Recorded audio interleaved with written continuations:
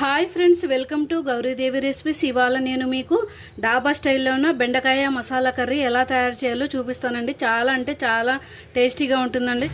ఇలా లేతగా ఉండే బెండకాయలనే తీసుకున్నానండి. ఇలా తీసుకొని ఈ మొదలు ఈ చివర కట్ చేసుకోవాలి. అలాగే ఇక్కడ మధ్యలోన చూడండి, ఇలా పీసెస్ లాగా తరిగి పెట్టుకోవాలండి. అర్ధ కేజీ తీసుకుంటున్నానండి నేను బెండకాయలు. ఇలా కట్ చేసి పెట్టుకున్నాను. ఈ క్వాంటిటీలో నేను పెరుగు తీసుకుంటున్నానండి. బెండకాయ కర్రీకి అన్ని మసాలాలు రెడీ చేసుకుందామండి.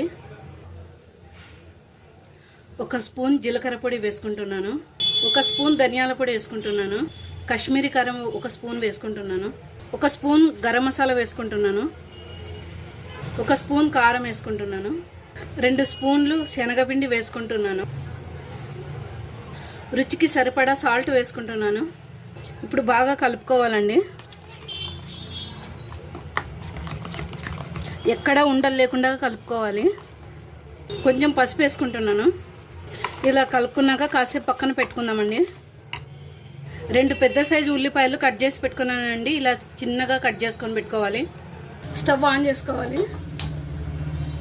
ప్యాన్ హీట్ అయిందండి. 3 స్పూన్ల ఆయిల్ వేసుకుంటున్నాను. జీలకర్ర వేసుకుంటున్నాను. ఉల్లిపాయలు వేసుకుందామండి. బ్రౌన్ కలర్ వచ్చేంత వరకు వేయించుకోవాలండి.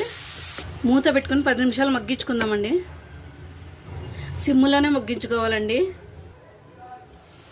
ఉల్లిపాయలు మగ్గినాయండి.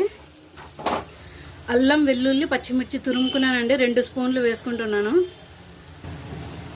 బాగా కలుపుకోవాలి. 2 నిమిషాలు వేయించుకుందామండి.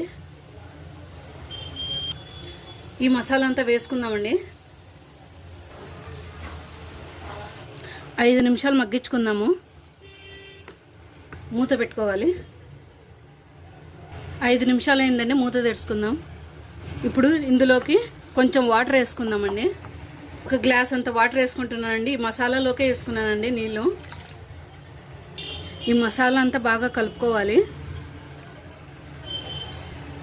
నేను 1 పెద్ద గ్లాస్ వరకు నీళ్ళు వేసుకున్నానండి.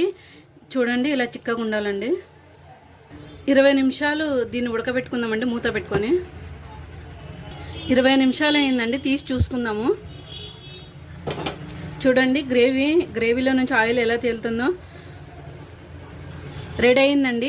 స్టవ్ ఆఫ్ చేసుకొని దీన్ని కాసేపు పక్కన పెట్టేసుకుందాము. స్పూన్లో ఆయిల్ వేసుకుంటున్నానండి. ప్యాన్ హీట్ అయిందండి. ఇప్పుడు కట్ చేసి పెట్టుకున్నాం కదండి, బెండకాయ ముక్కలు వేసేసుకుందాము. మీడియం ఫ్లేమ్లో పెట్టుకొని మగ్గించుకోవాలండి.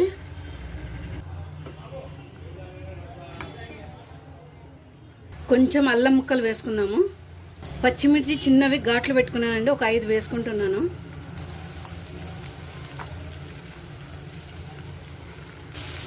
తొంభై శాతం మాత్రమే మగ్గించుకోవాలండి. కొంచెం సాల్ట్ వేసుకుందాము. నిమ్మకాయ సగం తీసుకొని పిండుకుంటున్నానండి.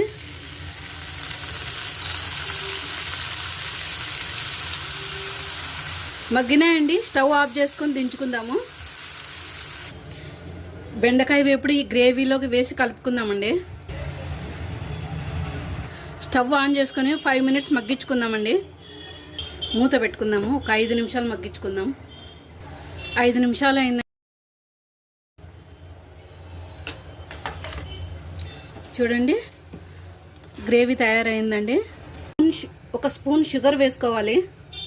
కసూరి మేతి వేసుకుందామండి. కొత్తిమీర సన్నగా తరిగి పెట్టుకున్నాను, అది వేసుకుంటున్నాను. రెడీ అయిందండి. 1 ప్లేట్లోకి తీసుకుందాము. బెండకాయ మసాలా కర్రీ రెడీ అయిందండి. డాబా స్టైల్లో నేను మీకు చూపిస్తున్నాను. చాలా చాలా టేస్టీగా ఉంటుందండి. మీరు కూడా ట్రై చేయండి.